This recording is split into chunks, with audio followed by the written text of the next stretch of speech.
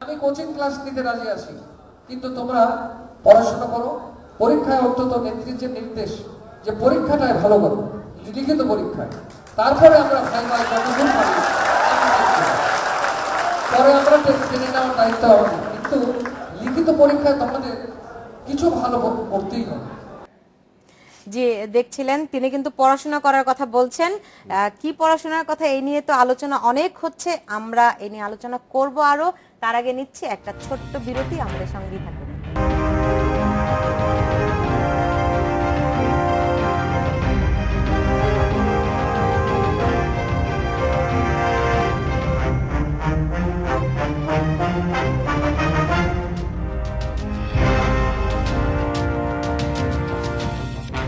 বিরতির পর ফিরে এলাম, দেখছেন বাংলাদেশ এখন। যে আমরা আলোচনা করছি এসটি ইমামের সাম্প্রতিক বক্তব্য এবং বিতর্ক নিয়ে। জনাব আরাফাত, একটু দেখেন, আমি আজকে যে খবরের কাগজগুলো এসছে বক্তব্যটা একটু দিয়ে নিই। হ্যাঁ, একটু জাস্ট দুই একটা খবর পড়ে নেই যেগুলি মানুষ কালকে পাবে। একটি খবর হচ্ছে এসটি ইমামের মন্তব্যে ক্ষুব্ধ প্রধানমন্ত্রী, তোপের মুখে এসটি ইমাম। তোপের মুখে পড়েছে নাকি?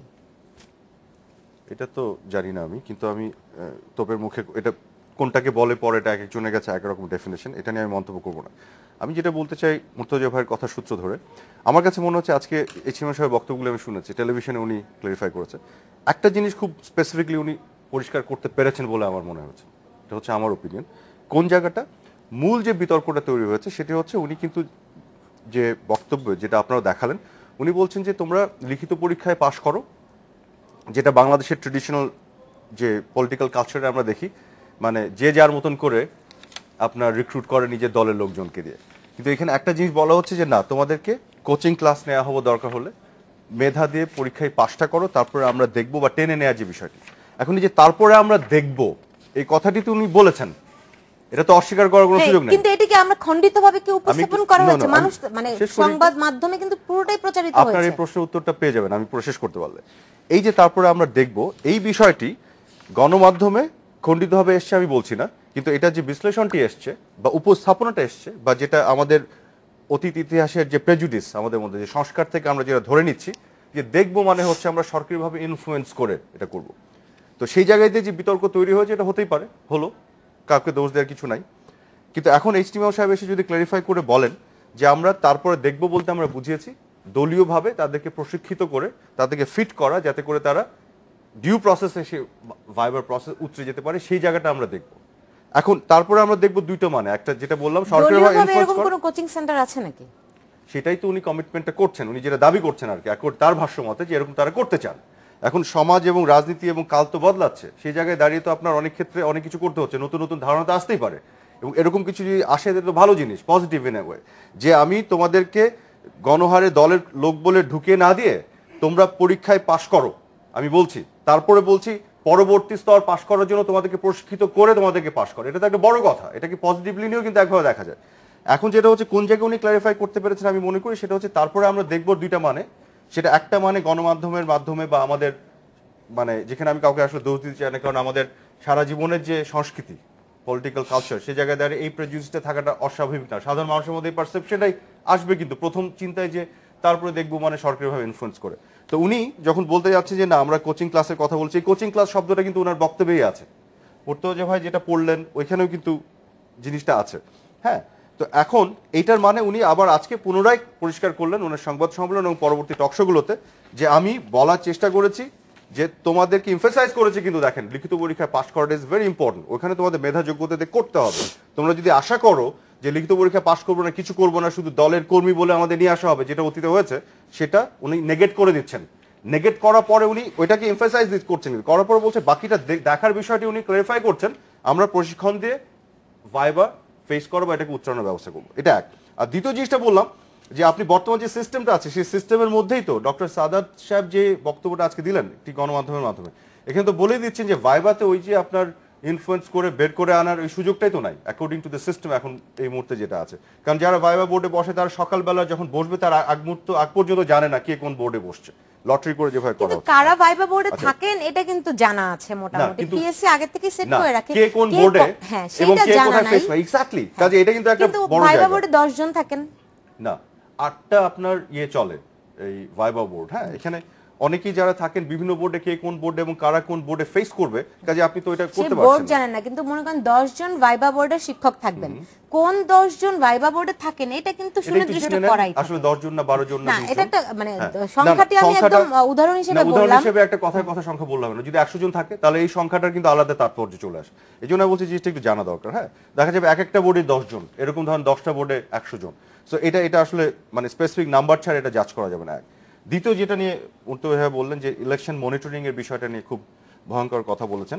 অ্যাপারেন্টলি এটা ভয়ঙ্করই শোনাবে, কিন্তু এক অর্থে যে দল সরকারে আছে সে দলের একজন প্রভাবশালী উপদেষ্টা একটি মনিটরিং সেল করেছেন, নির্বাচন উনি ফোন টোন করছেন। কিন্তু এখানেও একটু আমি বিকৃতি হয়েছে বলবো না, আমি বলবো যে এক ধরনের আমাদের যে ওভারঅল প্রেজুডিস, যেটা সরকারি দলের একটা ইলেকশনকে ইনফ্লুয়েন্স করার যে প্রবণতা অতীতেও যেটা হয়েছে, সামরিক শাসকরা তো করেছে, এই জায়গা থেকে আমরা এগুলো এভাবেই কিন্তু নেই। কিন্তু এটা আরেকটা ব্যাখ্যা যদি আপনি দেখেন, ইলেকশন মনিটরিং সেল কিন্তু আওয়ামী লীগ শুধু না বিএনপিও করে, এবং আওয়ামী লীগ কিন্তু আপনার এই 2008-এর যে ইলেকশন তখনও করেছে, এবং আপনি খেয়াল করে দেখবেন ইলেকশন মনিটরিং সেল কাদেরকে নিয়ে করা হয়, বিএনপি তরফ থেকে কিন্তু দেখবেন এম কে আনোয়ার, মোফাজ্জল করিম সাহেব, যারা না এটার কথা কিন্তু এসটি ইমাম কিন্তু এটি বলেন। আমি সেটা বলছি না, আমি যেটা ব্যাখ্যাটা বলছি, আমি বলছি ওদের তরফ থেকেও দেখবেন এম কে আনোয়ার, মোফাজ্জল করিম সাহেবদের মতন যারা সাবেক সচিব প্রশাসনে ছিলেন, তাদের মতন মানুষদেরকে দিয়ে করা হয়। যে কারণে 2008-এ যখন আওয়ামী লীগ ক্ষমতায় ছিল না, ইলেকশন হয়েছে, এইচ ইমাম সাহেব তখনও মনিটরিং সেলে ছিলেন। এটার একটা বিশেষ কারণ আছে, এটা আপনাকে বলি। কারণ হচ্ছে কি, এবং এই মনিটরিং সেল করার উদ্দেশ্য হচ্ছে মূলত হচ্ছে যেখানে যেখানে আপনি আইডেন্টিফাই করতে পারেন যে অনিয়ম হচ্ছে এবং আপনার মানে সঠিক বিচারটা আপনি পাচ্ছেন না, ফেয়ার হচ্ছে না, সেখানে আপনার খুব কুইকলি প্রশাসনিকভাবে যারা নিয়োজিত আছে ওই অন্যায়গুলোকে প্রতিহত করার জন্য তাদের কাছে পৌঁছানোর চেষ্টা করেন যে ওখানে এগুলো হচ্ছে অন্যায়গুলি।